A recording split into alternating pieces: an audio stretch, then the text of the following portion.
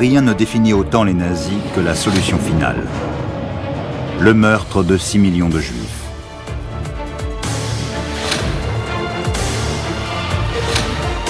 Mais comment ont-ils pu entraîner une nation entière à tolérer que soit mis en œuvre un tel génocide? Ils ont commis des meurtres et des crimes atroces, et ils se sont ingéniés à leur donner une apparence convenable. Voici comment Hitler et les nazis ont réussi à manipuler le peuple allemand. Il a comparé les Juifs à un virus ou à une blessure qui ne se soignerait pas. Ils ont usé de leurs talents les plus sinistres pour que celui-ci soit complice de leurs actes C'est une réelle association de malfaiteurs. dans le pire génocide de l'histoire de l'humanité.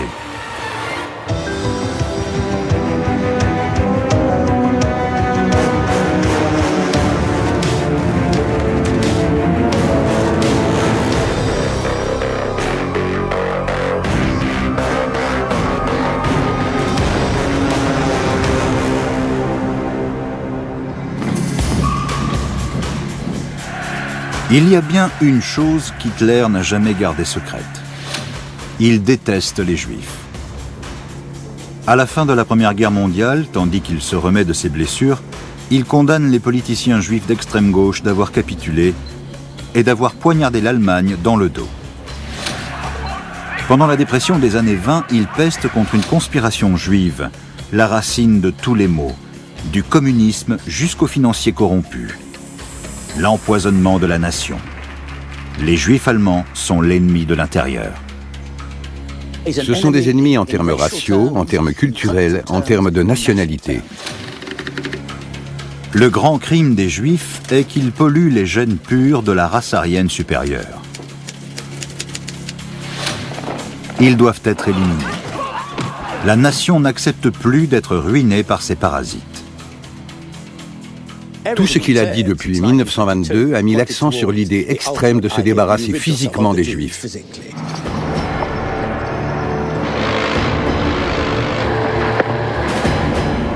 En 1941, il est le maître incontesté.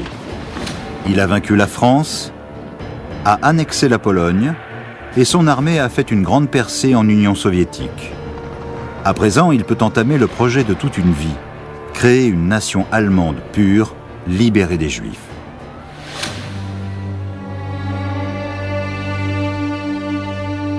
Mais comment peut-il entraîner le peuple allemand avec lui? Il a toujours su que sa politique anti-juive était un sujet extrêmement sensible pour les citoyens ordinaires. En fait, pendant ses 4 premières années au pouvoir, Hitler a à peine parlé des Juifs en public. Et quand en effet il s'attaque à eux, il le fait doucement, pas à pas. Certaines professions leur sont interdites. Puis, ils perdent leurs droits de citoyens et leurs moyens d'existence. Des milliers d'entre eux sont poussés à l'exil. Certaines objections se font entendre, pourtant la plupart des Allemands regardent sans rien faire. Mais assassiner, éliminer ceux qui restent, leurs propres voisins, c'est pour le moment un pas de trop. Il a reconnu chez le peuple allemand un sens de la morale qui aurait pu être offensé par ces horribles desseins. Mais tuer des Juifs est immoral. Il faudra toute l'habileté des nazis pour vendre cette idée au peuple allemand. C'est un travail pour Joseph Goebbels, le maître nazi de la persuasion. Goebbels partage avec Hitler sa haine des Juifs et il est déterminé à convaincre ses compatriotes allemands. C'était Goebbels qui avait la responsabilité de vendre l'idée que les Juifs étaient cette espèce de cancer ou de fléau au cœur de la société allemande. Il a réalisé que si on pouvait contrôler ce que les gens consommaient, alors on pouvait contrôler les gens eux-mêmes. Et il a été l'un des premiers à s'en rendre compte. Le cinéma est l'un de ses outils favoris pour manipuler l'opinion publique. Le film « Le péril juif », produit par l'unité de propagande de Goebbels, a un message extrême. Partout où les Juifs s'installent, ils se comportent comme des rats et des parasites. Le film dépeint les Juifs en éternels corrupteurs de l'identité germanique. La grandeur de l'État allemand sera détruite si l'ennemi intérieur, le péril juif, est autorisé à perpétrer ses actes de destruction. À sa sortie, le film ne rencontre aucun succès. C'est une leçon pour les nazis. Persuader le peuple allemand d'accepter ce projet diabolique va être un processus complexe. Exciter l'opinion publique représente un risque de réaction négative pouvant déboucher sur une mobilisation publique. Depuis 1939, les nazis mènent secrètement un programme d'euthanasie. Cela deviendra leur coup d'essai pour savoir comment se rendre coupable de tuerie sans perturber le peuple allemand.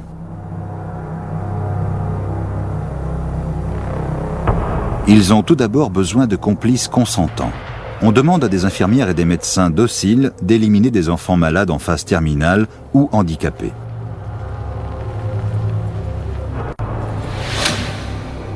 Le stade suivant est de duper les gens qui pourraient être en désaccord. Il est dit aux parents que leurs êtres chers sont envoyés dans des institutions pour y être traités. Enfin, ils ont besoin d'une méthode d'assassinat. Silencieuse et discrète. Ils choisissent le meurtre par injection létale. Environ 5000 enfants innocents sont tués. Leur seul crime, être malade ou handicapé. La vérité est dissimulée par de faux certificats de décès imputant la rougeole ou la pneumonie. En quelque sorte, Hitler a fait un essai pour voir ce qu'il pourrait faire en toute impunité avec le peuple allemand. Le régime se mit à accélérer le programme en visant des dizaines de milliers d'adultes handicapés au sein d'institutions à travers l'Allemagne. Augmenter le nombre signifie avoir plus de médecins, et certaines personnes doutent de la légalité du procédé. C'est un problème qui est rapporté au Führer en personne. Ainsi, Hitler a écrit et signé une note, ce qu'il faisait rarement. Elle disait aux personnes de la chancellerie en rapport avec la profession médicale que c'était une politique qui pouvait être suivie en toute légalité.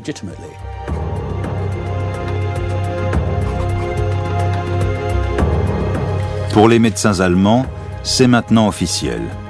Ils obéissent aux ordres du Führer. Ils se disent à eux-mêmes que c'est la culture nouvelle. C'est l'environnement, la conventionnelle route vers l'enfer. Un département secret, appelé la T4, est mis en place pour organiser le projet. Afin de tuer silencieusement et rapidement, ils ont besoin de nouvelles techniques. Ce que les hommes de la T4 ont imaginé, c'est une salle de douche. Sauf que ces tuyaux et ces pommeaux ne font pas couler d'eau.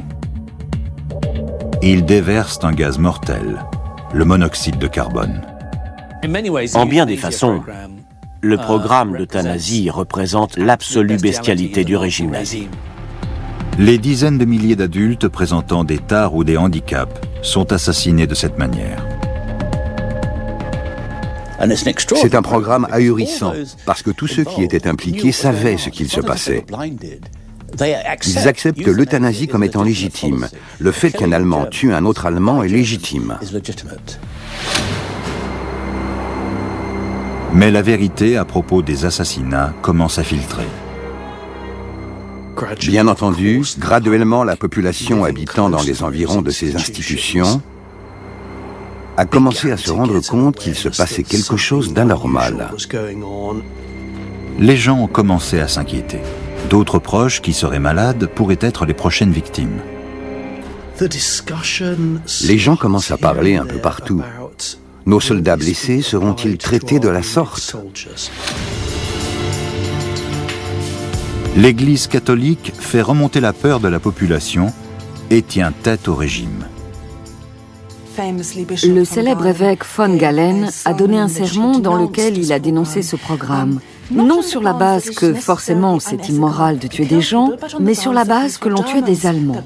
Il a insisté sur l'idée que c'était nos compatriotes, les membres de nos familles. Le tollé prend tant d'ampleur que, chose rare, Hitler est forcé de lâcher du lest publiquement en mettant officiellement fin à sa campagne d'euthanasie en Allemagne.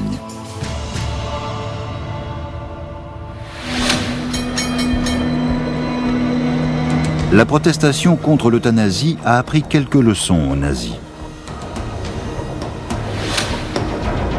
En premier, si leur politique raciale menace les familles allemandes, l'opinion publique ne suivra pas.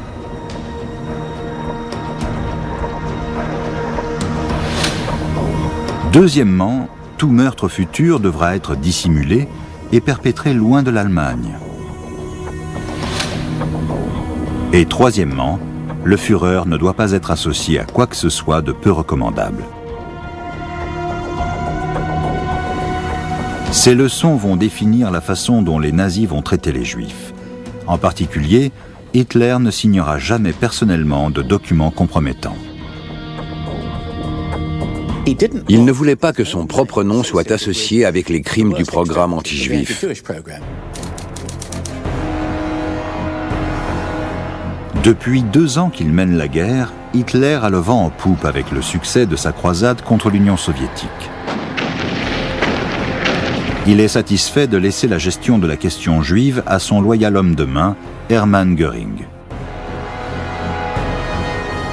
Officiellement, Hermann Göring, le maréchal du Reich et numéro 2 d'Hitler, est en charge des affaires juives.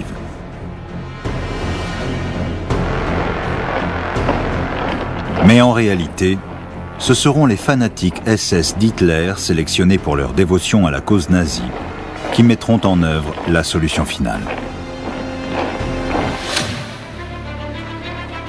Leur leader est Heinrich Himmler, membre du parti depuis les années 20. Il partage avec Hitler sa détermination à débarrasser l'Allemagne des Juifs. Et son bras droit, le général SS Reinhard Heydrich, est encore plus terrifiant. Il a trouvé en son subordonné Heydrich l'homme parfait pour mettre à exécution la destruction de tout un peuple. En tant que chef de la sécurité des forces nazies, Heydrich est un des hommes les plus craints d'Allemagne. Si on avait donné à Hitler un morceau de papier en lui demandant qu'il y dessine le nazi parfait, je crois qu'il aurait probablement dessiné Reinhard Heydrich. Il était grand, il était blond, il était athlétique.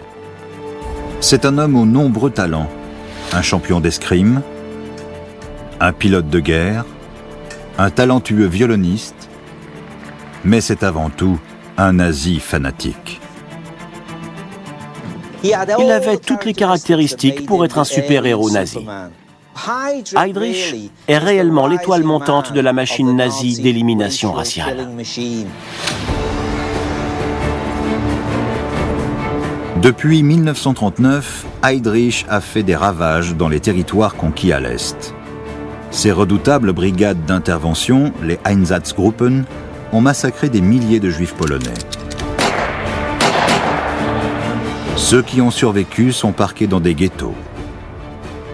Près de 3 millions de juifs attendent leur funeste destin dans des conditions affligeantes. Puis les meurtriers SS d'Heydrich suivent les troupes allemandes en Union soviétique, avec pour mission de détruire les Juifs. Des nouvelles des massacres d'Heydrich à l'Est commencent à filtrer au pays, en Allemagne. Chère Anna, hier soir, 150 Juifs ont été abattus dans cette ville. Des hommes, des femmes et des enfants ont tous été liquidés. Ne te fais pas de soucis, ça devait être fait. Mais n'en parle à personne. Des milliers d'Allemands savent à présent ce qui se passe à l'Est. Mais ils ne font rien. Cela confirme ce que les nazis ont appris du programme d'euthanasie. Ils peuvent s'en tirer s'ils tuent des juifs loin des yeux de leurs compatriotes. Il y avait une rumeur qui commençait à se répandre à l'intérieur de l'Allemagne nazie. Il y a des secrets trop grands pour le rester totalement. Heydrich manigance une attaque de plus grande envergure contre les Juifs. Il a besoin pour cela d'une approbation supérieure. Il ne peut l'obtenir d'Hitler qui veut garder son implication secrète. Alors, Heydrich se tourne vers quelqu'un d'autre et rédige un des documents les plus importants dans l'histoire de la solution finale.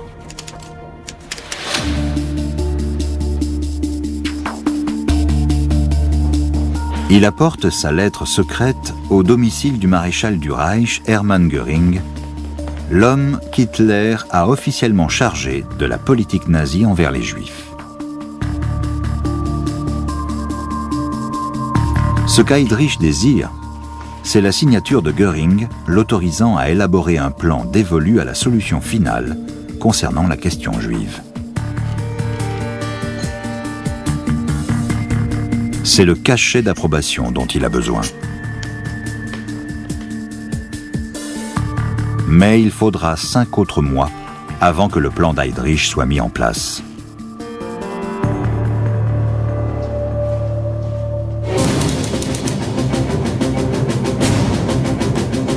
Pendant ce temps-là, les troupes d'Hitler avancent de plus en plus loin en Union soviétique. Loin des yeux du peuple allemand, les sections de tueurs d'Heydrich intensifient les massacres de Juifs. Ils cherchent la manière la plus efficace de commettre des tueries. Pour l'instant, ils n'en sont encore qu'au fusil. Bientôt, les SS mettent au point une sinistre routine. Les Juifs sont réunis, puis amenés en un lieu isolé d'exécution. Les premiers arrivés sont forcés à creuser une fosse. Ce qui se passe ensuite est révélé dans ce film amateur, tourné en Lettonie par un soldat allemand. Un groupe de Juifs est aligné dans l'immense tombe, puis fusillé. Puis un autre groupe est amené, une couche par-dessus une autre. Les nazis appellent cela la boîte de sardines. On voit ici l'intensification massive de la politique d'extermination des Juifs. Dans les faits, on peut affirmer qu'il se déroule déjà là une Shoah par balle des Juifs soviétiques. Les pires massacres ont lieu en Ukraine, dans le ravin connu sous le nom de Babi Yar. En seulement 2 jours, 33 000 personnes y sont tuées. Tandis qu'Heydrich accroît les massacres, il comprend qu'il n'a pas assez de ces tueurs SS. Il a besoin de nouvelles recrues. Il existe des preuves qu'il y avait une certaine résistance à prendre part aux tueries, plus qu'il n'avait pu y en avoir dans les Einsatzgruppen. C'était un vrai défi à relever. Mais grâce à l'effet anesthésiant de l'alcool, qui était distribué gratuitement, ils arrivaient à ce que les soldats surmontent leur réticence à voir un grand nombre de personnes tuées. Mais Heydrich sait que ces tueries laissent des marques sur ces hommes. La plupart de ces hommes sont rapidement devenus horriblement inquiets et perturbés. Et c'est principalement cette expérience qui pousse Himmler et Heydrich à chercher d'autres moyens de tuer un grand nombre de personnes.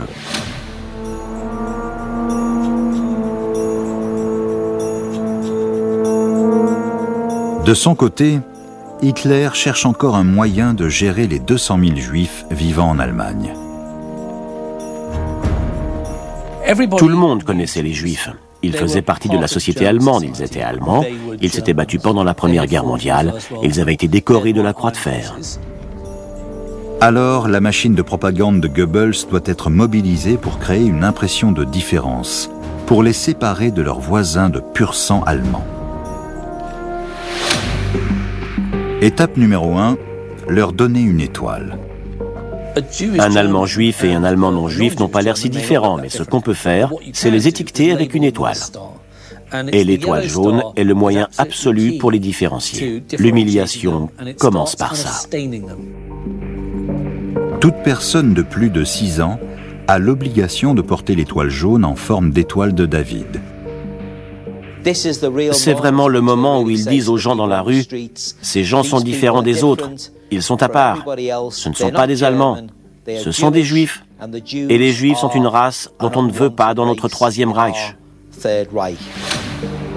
La seconde étape est de s'assurer que les Allemands ne socialisent pas avec les Juifs, de les garder physiquement à part. Ne vous laissez pas berner en pensant qu'il est gentil parce que vous le connaissez. C'est un juif, donc c'est une menace. Goebbels déverse un flot de propagande charriant le message insidieux que ce ne sont pas les nazis qui s'en prennent aux juifs. Les juifs sont responsables de leur propre malheur. Dans un de ses slogans hebdomadaires, il utilise une citation d'Hitler. Si les Juifs de la finance internationale réussissent encore une fois à entraîner la nation dans une guerre mondiale, alors le résultat ne sera pas la victoire de la juiverie, mais l'annihilation de la race juive en Europe.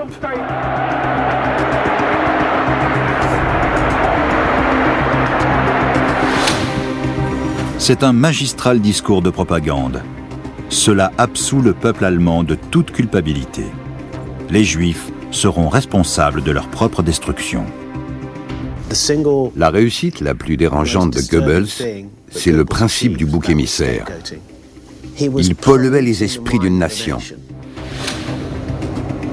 Doucement mais sûrement, les nazis préparent les citoyens allemands à accepter la suppression des 200 000 Juifs qui sont encore leurs voisins.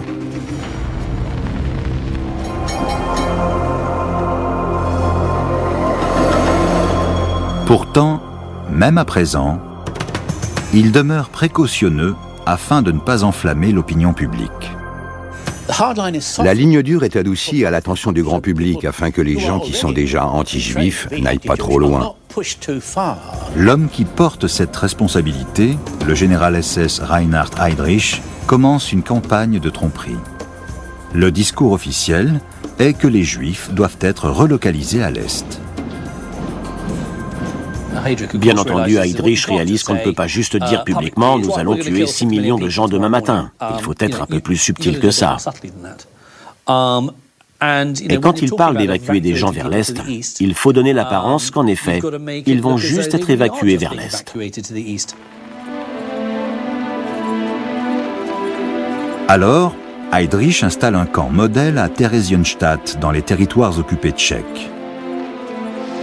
Les actualités le décrivent comme un endroit sûr où les Juifs allemands peuvent se réinstaller. Il y avait des équipements que beaucoup d'Allemands ordinaires n'avaient pas. Une piscine, un multiplex de cinéma, des centres de massage. L'idée était que bien qu'on ait retiré les Juifs de notre milieu, on ne les fait pas souffrir car on leur offre une manière de vivre parfaitement en accord avec la norme civilisée. C'est une cruelle tromperie. Pour la plupart des Juifs, Theresienstadt n'est en fait qu'une étape avant d'être envoyés sur le chemin d'un des affreux ghettos de la Pologne occupée et de ceux autour de la Baltique. Et c'est le genre d'élément terrifiant du régime nazi. Ils perpétuent des meurtres et des crimes atroces auxquels ils veulent, paradoxalement, donner une apparence convenable.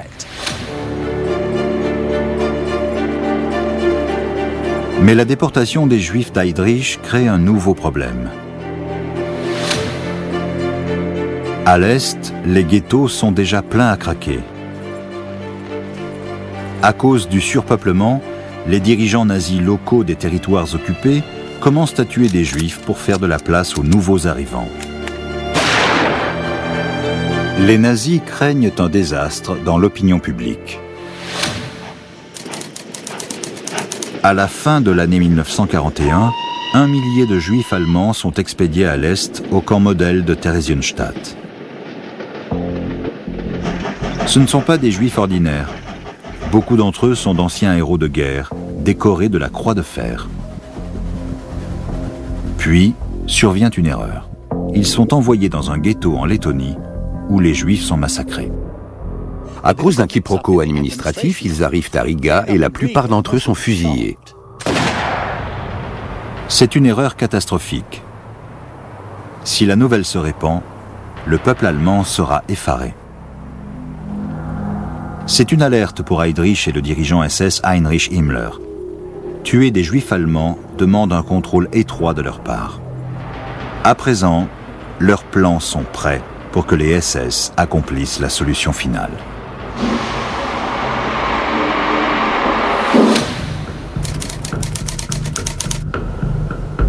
Dans une élégante villa près d'un lac dans la banlieue berlinoise de Wannsee, se tient une réunion secrète d'importance.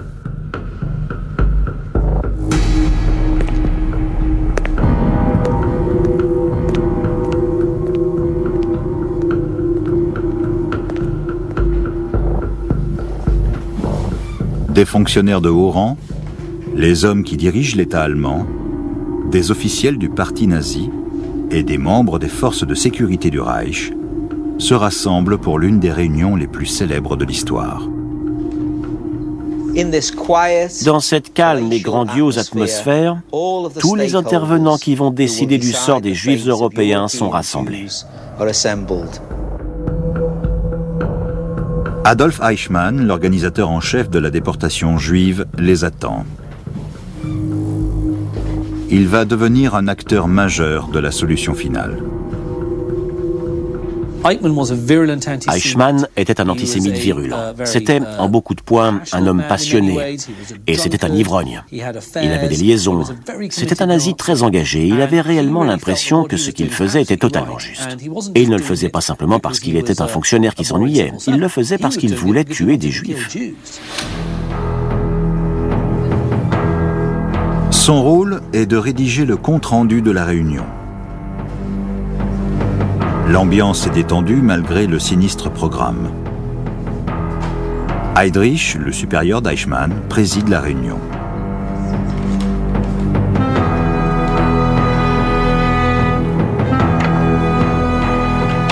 Tout d'abord, Heydrich est clair. Son autorité est établie au plus haut niveau par le biais de Göring, le numéro 2 d'Hitler. Et ce qu'il présente est une opération d'essai pour les SS. La mission d'Heydrich était d'établir que ce qu'il faisait ou proposait à Wannsee était en fait la volonté du Führer. La réunion est si délicate que l'unique référence au réel plan des nazis réside dans le langage choisi du compte-rendu d'Eichmann. Les Juifs qui sont déjà sous contrôle allemand seront mis au travail à l'Est. La majorité mourra. Ceux qui survivront devront être gérés de manière appropriée. Gérer de manière appropriée est un code pour dénommer la solution finale. Le projet est de tuer la totalité des 11 millions de Juifs d'Europe. C'est un génocide.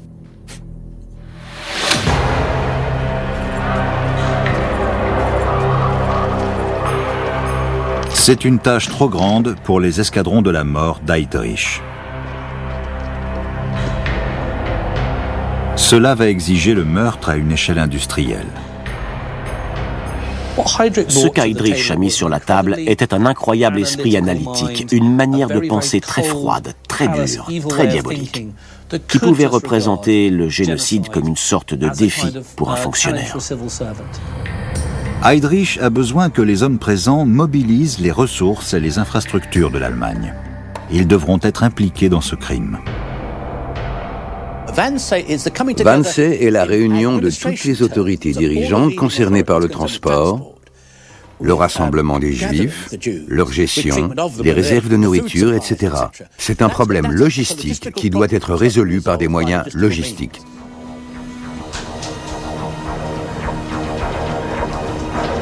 Pour le plus grand soulagement d'Heydrich, il n'y a pas de désaccord. En un peu plus d'une heure, Heydrich a l'accord qu'il désire. L'État allemand sera mobilisé et les SS ont la charge de la solution finale. Ce n'est maintenant qu'une question de pratique.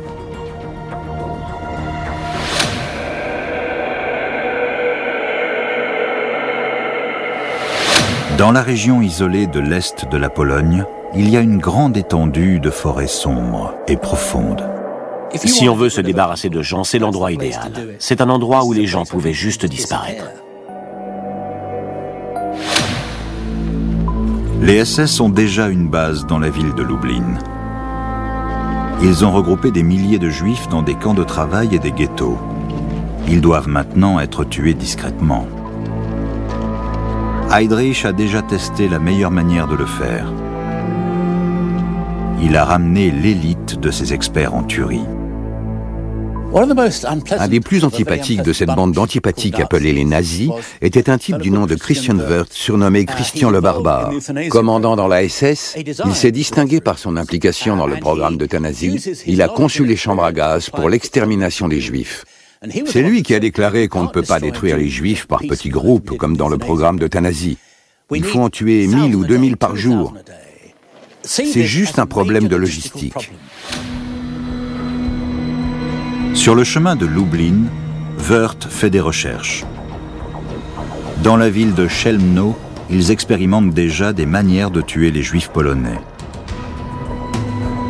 D'abord, ils sont emmenés dans une salle close, ignorant qu'ils entrent à l'arrière d'un gros camion. Des fumées de pots d'échappement y sont déversées et les victimes meurent bientôt empoisonnées au monoxyde de carbone. Mais tuer des Juifs par groupe de 50 ne va pas mener à la solution finale.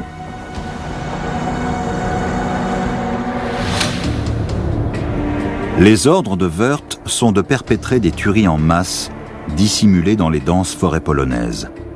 Il a besoin d'un procédé plus efficace et en continu afin de tuer le nombre requis. Alors, sur son premier emplacement près du village reculé de Belzec, Wörth installe un engin de combustion fixe pour déverser des fumées de pots d'échappement dans de grandes chambres à gaz. Belzec devient le schéma de base pour d'autres camps de la mort. Sobibor et Treblinka. Ils forment avec Chelmno un réseau de camps d'extermination choisis avec soin, car ils sont près du réseau ferré. Les nazis mettent maintenant en œuvre la première étape de leur plan. Ils liquident les ghettos. 1,5 million de ces juifs sont expédiés vers ces camps. Entassés dans des camions à bestiaux et des wagons de marchandises, débarqués comme des cargaisons, afin d'être rapidement et discrètement éliminés.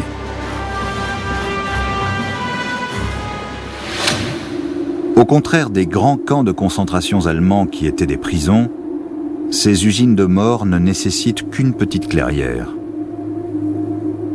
Ces forêts sont des endroits où le mal est à l'œuvre, et les nazis ont choisi un coin qui transpirait déjà presque le mal avant qu'ils y commettent leurs crimes. C'est un endroit terrifiant. Et pourtant, ça ne l'est pas juste à cause des événements qui s'y sont déroulés. C'est terrifiant parce que c'est isolé, parce que c'est sombre. Et c'est un endroit qui vous donne une impression d'absolu désespoir. Dissimuler aux yeux des Allemands le rassemblement des Juifs polonais est une affaire assez aisée.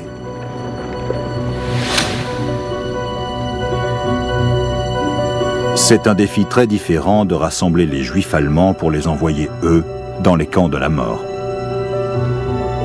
L'homme en charge de ce problème est le meurtrier bureaucrate d'Heydrich, Adolf Eichmann. Il est le cerveau du programme de déportation.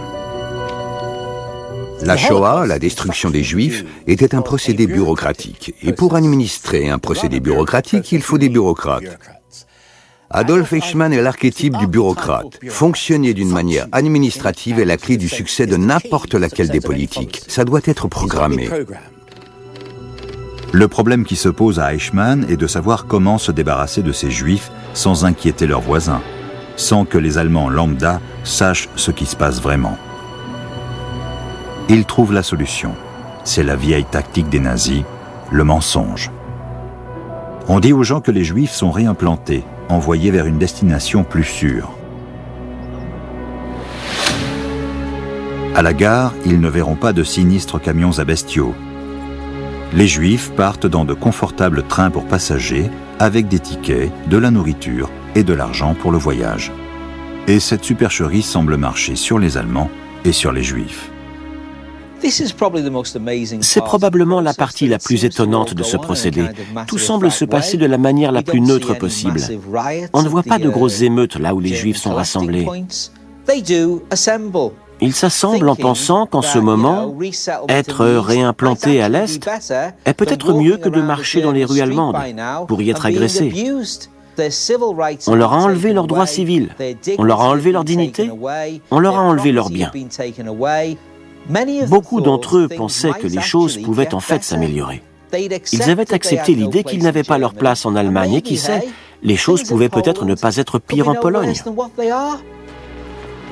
Les Juifs ne découvrent la vérité à propos de leur destination finale qu'une fois loin des frontières de l'Allemagne.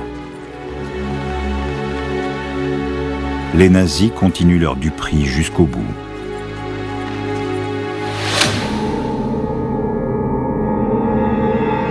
Le commandant du camp de la mort de Treblinka ordonne la construction d'une fausse gare complétée d'horloges en bois dont les aiguilles indiquent toujours qu'il est 6 heures. De quoi rassurer les nouveaux arrivants. Mais cet arrêt sera leur dernier. Convaincus qu'ils doivent se doucher pour des raisons d'hygiène, les hommes et les femmes sont séparés et enlèvent leurs vêtements. Leurs cheveux et leurs barbes sont rasés. Ils sont soudainement envoyés dans le tunnel, un couloir étroit entouré de barbelés, puis une pièce sombre surgit. Mais il est trop tard. Le périple depuis le train jusqu'à la mort ne dure que 90 minutes.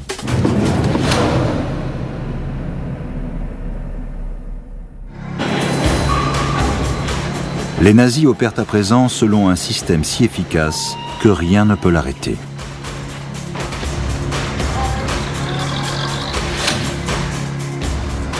Pas même lorsque Reinhard Heydrich, l'architecte en chef de la solution finale, meurt victime d'une tentative d'assassinat. Lors de ses funérailles, la plus grande attraction funéraire nazie de toute cette période, tous les nazis sont là, et Hitler semble même verser quelques larmes, alors qu'il perd son espèce de super-héros à rien. En l'honneur d'Heydrich, son chef, le commandant SS Heinrich Himmler nomme le projet des camps de la mort l'Action Reinhardt et jure d'augmenter les massacres en Pologne.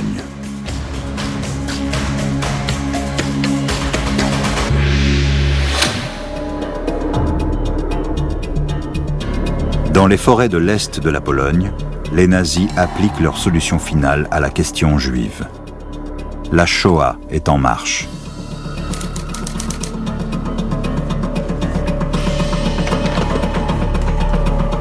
À la fin de 1942, Adolf Eichmann, le meurtrier bureaucrate, reçoit des rapports détaillés de la police secrète des camps de la mort polonais. Plus d'1 million de Juifs ont déjà été tués.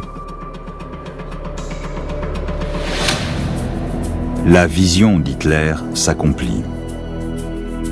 Il fut un temps où en Allemagne, les Juifs riaient à mes prophéties, mais croyez en ma parole. Partout, ils s'arrêteront de rire. Suivant le schéma directeur des nazis, les Juifs travaillent jusqu'à la mort ou sont immédiatement tués. En Pologne, les nazis sont moins discrets quand ils tuent. Le camp de concentration de Majdanek, construit sur une colline à la vue de la ville de Lublin, a été construit à l'origine pour enfermer les prisonniers de guerre soviétiques. Sous le contrôle des SS, il devient une autre lugubre destination pour des dizaines de milliers de Juifs polonais envoyés là-bas pour du travail forcé. Vivant dans des conditions des plus brutales, beaucoup d'entre eux meurent de maladie et d'épuisement. En tant que clé de voûte de la solution finale, le camp est équipé d'installations pour l'extermination. Le mortel monoxyde de carbone est utilisé dans les chambres à gaz. Et un crématorium est installé avec des fours destinés à brûler des milliers de corps. Camp de la mort, camp d'esclavage, camp d'extermination, à un certain point, il est difficile de définir lequel fait quoi. Tout ce que l'on sait, c'est que les gens meurent. Ils meurent de différentes manières. La famine, certains sont gazés, certains systématiquement tués, d'autres battus à mort. À 300 km à l'ouest, un des plus grands camps de travail polonais est transformé pour devenir la plus célèbre des machines de mort nazies. C'est donc ici, à Auschwitz-Birkenau, que les tueries de masse de la solution finale atteindront leur pire niveau de barbarie. Le long d'un vaste complexe industriel, Himmler ordonne la création de chambres à gaz et de fours crématoires capables de massacrer jusqu'à 6000 personnes chaque jour. Et les nazis ont maintenant une nouvelle technique de meurtre. Un produit chimique destiné à tuer les insectes nuisibles. Le Zyklon B est une substance à base de cyanure. Dans une atmosphère chaude et humide, ces petites boules se transforment en un gaz hautement toxique. Les chambres à gaz étaient construites soit avec des tuyaux placés en haut à l'intérieur, soit avec des trous dans le toit à travers lesquels les petites boules pouvaient être jetées. Le pesticide tueur est bientôt utilisé à grande échelle par les nazis. Ils entrent dans un territoire vierge. Personne dans l'histoire n'a jamais tenté de faire quelque chose de la sorte auparavant. Ils se frayent donc littéralement un chemin. La fabrication du Zyklon B augmente les profits de l'industrie chimique allemande. La complicité des grandes compagnies chimiques allemandes ne fait aucun doute. Plus tard, et notamment à Nuremberg, ils ont dit qu'ils n'en connaissaient pas l'utilisation. Pourquoi avoir besoin de Zyklon B à cette échelle si ce n'était pas pour l'utiliser contre des gens? À ce stade, beaucoup d'Allemands commencent à se rendre compte de ce qu'il arrive aux Juifs. Une fois, il y a eu un incident ahurissant. Un train de marchandises allait vers Auschwitz et un des survivants qui se trouvait dans ce train a dit qu'à une des gares, une gare allemande, quelqu'un a crié « On sait où vous allez, aux chambres à gaz !» Vous voyez donc que dans ces petits patelins, même les habitants savaient ce qui se passait. J'imagine qu'après ça, dans ce train de marchandises, il devait y avoir une énorme appréhension. Pour aider le financement de son plan diabolique, Himmler fait de la solution finale un partenariat commercial entre les SS et les géants de l'industrie allemande. Les SS gagnent une fortune en louant leurs prisonniers juifs, hommes, femmes, enfants, afin de travailler dans les usines IG Farben. On se rend bien compte que dans ce procédé meurtrier, il y a une association de malfaiteurs, pas seulement des nazis, mais dans le cas présent, une énorme entreprise capitaliste qui participe à ce projet avec eux et le finance également. Les grands acteurs de l'industrie ne sont pas les seuls à être impliqués dans ce génocide. Des milliers d'Allemands lambda y contribuent également. On a donc le conducteur du train qui conduit à travers l'Europe un train rempli de juifs. Il sait ce qui se passe, mais il ne pose aucune question. On a le fonctionnaire qui travaille dans un petit bureau à Berlin, il fournit certainement les camions à bestiaux pour des convois de juifs, il ne fait que suivre les ordres.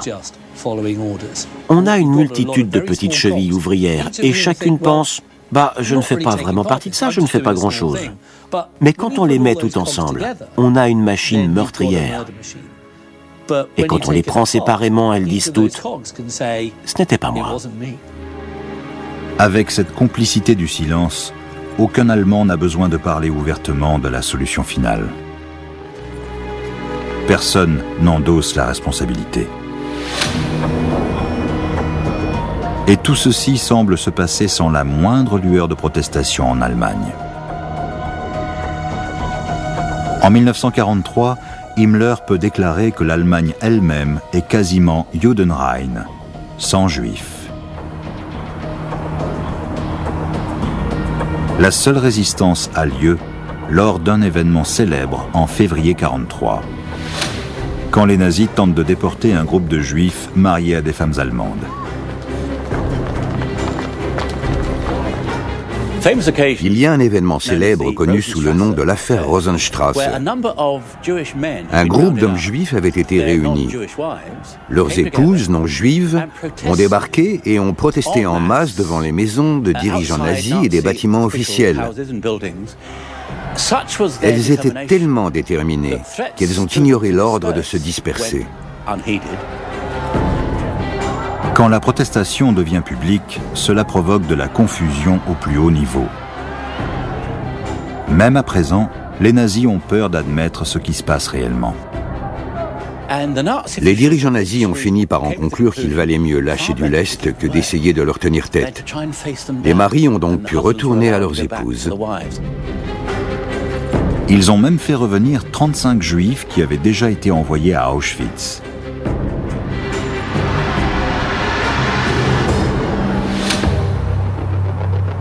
Mais l'affaire Rosenstrasse est un événement isolé.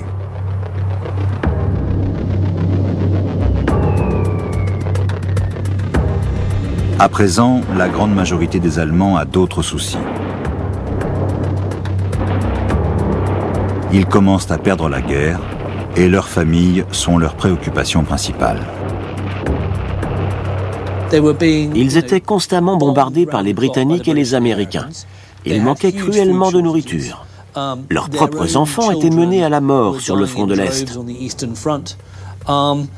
Donc, je pense qu'il y avait peu de place dans l'esprit des gens pour vraiment se soucier de ce qui arrivait aux Juifs. Pour Heinrich Himmler, la solution finale représente un triomphe affreux.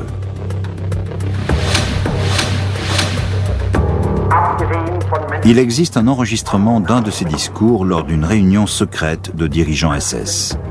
Il est clairement fier. C'est une page de gloire qui ne sera jamais mentionnée et qui ne devra jamais l'être. Cet aveu qu'ils ne pourraient pas être reconnus comme des héros aux yeux du monde est un signe probant que ce qu'ils ont fait serait considéré comme inacceptable. Ils ont à présent tué 4 millions de Juifs depuis le début de la guerre. 2 autres millions seront tués avant qu'elle ne prenne fin.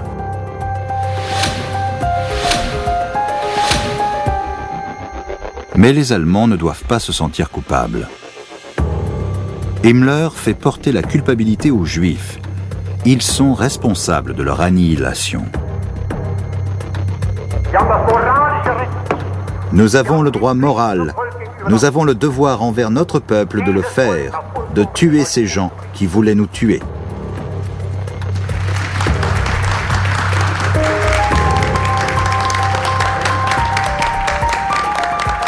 Ainsi, les Allemands sont devenus les complices d'un des pires crimes de l'histoire.